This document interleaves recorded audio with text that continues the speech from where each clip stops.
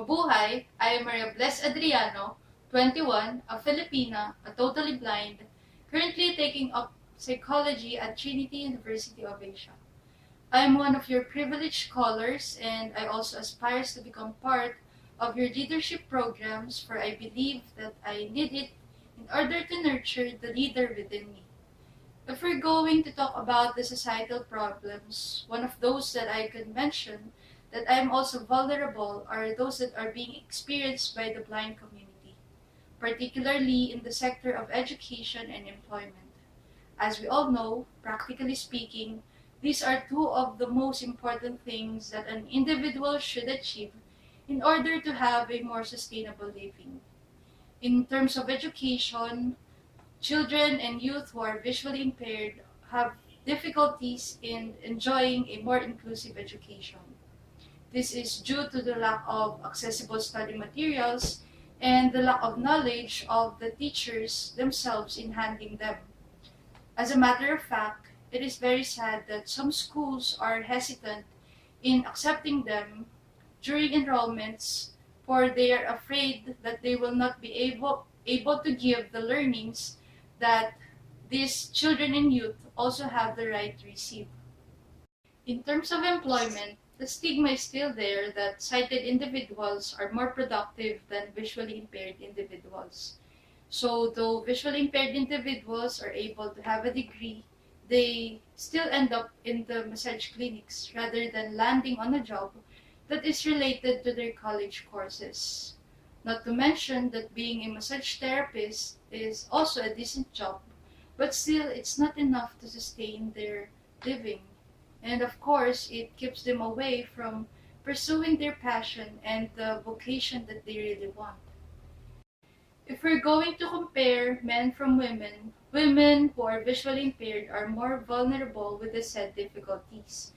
Because here in our country, men are more allowed to travel or live on their own, while women are always required to be accompanied by someone to look over them. And most of the time, it lessens the sense of independence and can also be an additional financial way since not all the time they can be with their families or parents, so they have to hire someone to be with them, like what I did since I have to move from the province or countryside here in the city in order to pursue my studies.